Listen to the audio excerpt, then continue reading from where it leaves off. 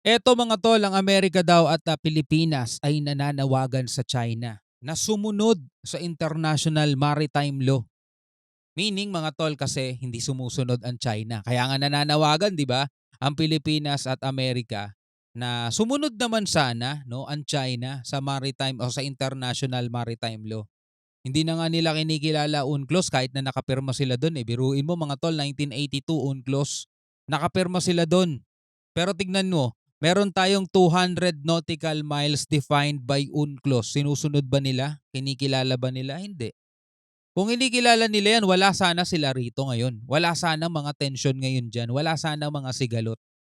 'Di ba? Wala rin sana yung BRP Sierra Madre diyan sa Ayungin. Kasi bakit natin isasadsad yun eh? Ang reason lang naman talaga kaya natin isinadsad yun doon, kaya ipinag-utos dati ng presidenteng ERAP na isadsad yun, eh dahil nga sa patuloy na pagdagsa ng mga barko ng China rito sa West Philippine Sea at patuloy na pagkuha nila ng mga ano natin diyan, isla o kaya nagtatayo sila ng isla nilang sarili, 'di ba? So ito ang panawagan ngayon ng China, ng Amerika at Pilipinas 'no. Ang tanong, pakikinggan kaya 'to ng China mga tol? Eh feeling kasi nila sila ang almighty eh, 'di ba? Well anyway, itong balitang 'to mula sa GMA Integrated mga kapatid. Huwag mo kalimutan mag-subscribe sa GMA. So tayo ay magbibigay lang ulit ng opinyon at reaksyon dito sa balitang 'to mga tol. Panoorin na natin 'to, 'wag na natin patagalin pa. Muling nanawagan ang Pilipinas at Amerika sa China na sumunod sa International Maritime Law.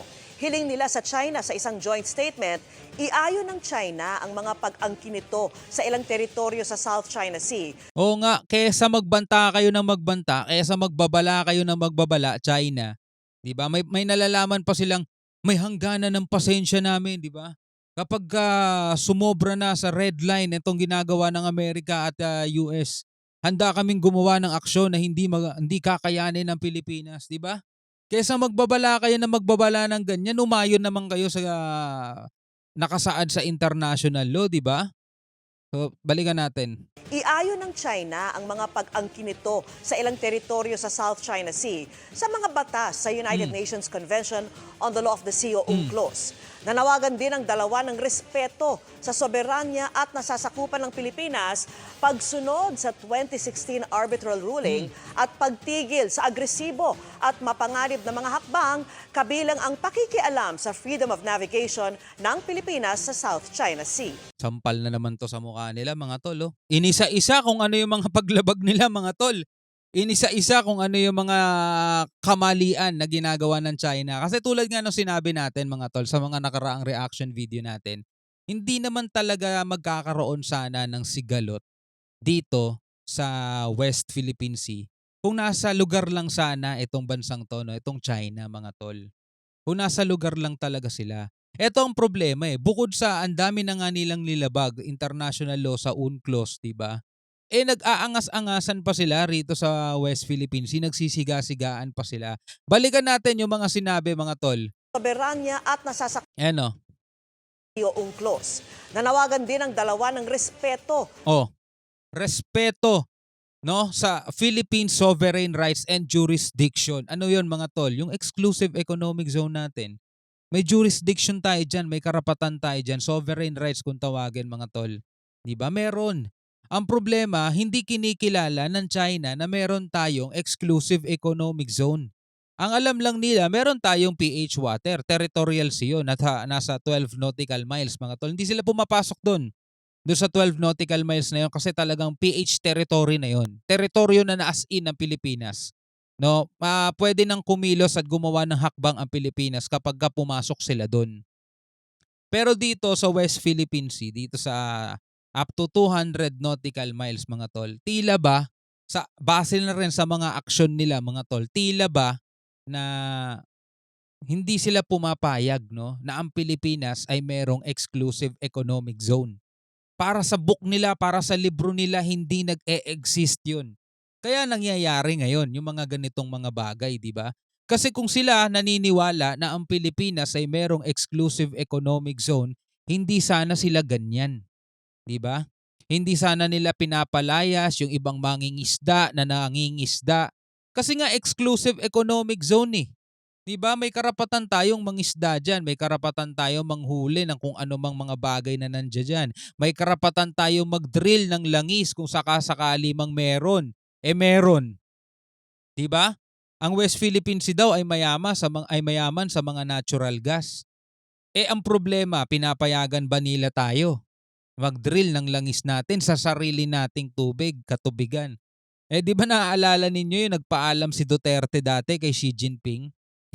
Ang sabi ni Xi Jinping, "Don't do that or we will have trouble." Sa takot ni Duterte hindi niya talaga nagawa 'yon, mga tol, 'di ba? Exclusive economic zone nga natin 'yan, eh. Isa na 'to sa hiling ng Amerika at Pilipinas, respeto. Isa 'yan sa mga bagay na hindi nag-e-exist ngayon sa China, mga tol. Ano pa? Sa soberanya at nasasakupan ng Pilipinas, pagsunod sa 2016 arbitral ruling, Pagsunod sa 2016 arbitral ruling na ibaba na 'tong hatol, 'di ba? Permanent na 'yan. 'Di ba? To comply with the final and binding July 12, 2016 judgment in the Philippine versus China arbitration. Talo China diyan. Pero ano sabi nila? Kailanman hindi daw nila kikilalanin 'yan. Anong problema ngayon? Pilipinas pa rin ba may problema diyan? Pilipinas pa rin ba ang kalaban ng China diyan? Hindi na. Sa totoo lang, mga tol, hindi na Pilipinas ang kalaban ng China rito. Ang kalaban na nila diyan, yung Permanent Court of Arbitration, kasi yun ang nagbaba ng hatol, eh. 'Di ba? Yun na nagbaba ng hatol, eh. Ayaw kilalanin ng China. O kaya sila nandiyan diyan ngayon. So sa tingin mo susuportahan sila ng daigdig sa kanilang pangaagaw? Meron ng 2016 arbitral award, mga tol, ang Pilipinas. Ayaw nilang kilalanin, 'di ba? Ayaw nila mag-comply. Kasalanan pa rin ba ng Pilipinas 'yan, 'di ba?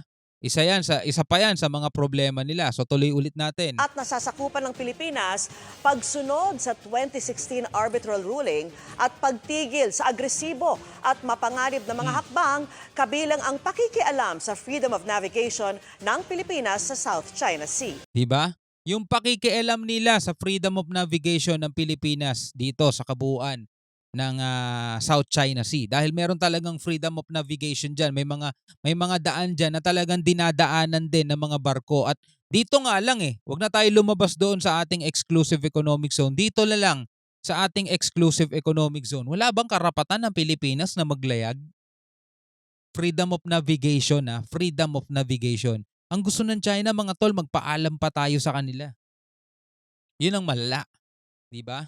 Gumagawa sila ng mga dangerous maneuvers, dangerous action, haharang sila. Karagatan yan, mga tol, hindi yan yung tipong pag nagpreno ka katulad sa kalsada, hihinto ka agad. Hindi ganyan yan, 'di ba? Meron niyang momentum na pag huminto ka, aandar ka pa talaga, 'di ba? Kaso bigla-bigla silang humaharang sa harap, mga tol, 'di ba? 'Yun ang problema ng China. 'Yun ang problema ngayon ng Pilipinas sa kanila. Tapos sila pa yung may ganang magbabala-babala na kapag naubos daw ang pasensya nila, 'di ba? Nakakatawa lang, eh. 'Di ba? Panawagan ng Philippines at saka US. Eto ba yung tipong naghahangad ng giyera, mga tol? Di sana wala ng panawagan-panawagan, 'di ba? Babala na agad, ultimatum na agad. Mga gano'ng mga bagay, mga tol. So sana naiintindihan 'to ng mga pro-China, mga tol. Hindi ata kasi nila naiintindihan, 'di ba? At masyado nilang pinagtatanggol yung China. Samantalang parang binabalewala naman nila yung hinaing o yung panawagan naman ng Pilipinas, mga tol. Tayo pa rin ba ang lumalabag, 'di ba? Sabi nila Roque, pinoprovoke daw natin ng China kasi nagdadala daw tayo ng supply o nagdadala daw tayo ng mga materials, building materials doon sa BRP Sierra Madre. Hindi daw tayo kasi sumusunod sa kasunduan sa China, 'di ba? Yung kasunduan na yun naman, wala namang dokumento yun, para mag-bind o para ipagpatuloy ng sumunod na presidente. At pagkatapos ni Marcos, may susunod pa ulit diyan. Hanggang doon pa sa panahon na yon ay kailangan pa rin kilalanin ng Pilipinas ang naging kasunduan niya kay Duterte. Maliban na lang kung Duterte ulit ang magiging presidente, mga tol. 'Di ba? Malamang ipagpatuloy yun. Pero anyway, mga kapatid, sana ito'y mapanood din, no, ng mga pro-China. At manindigan naman sana sila, no, sa Pilipinas, para sa Pilipinas. mga tol. Ayaw natin ng gera, hindi natin gusto yan. At sana hindi magkaroon ng gera dyan sa West Philippine Sea. Pero hindi naman nangangahulugan na yuyuko na lang ang Pilipinas sa kung ano man ang ipag-uutos ng China. Kasi dapat sila muna ang kauna-unahang sumunod sa kung ano ang naaayon sa international na batas. Di ba? Anyway, hanggang sa muli, ako nga pala si Shobal D. Peace out.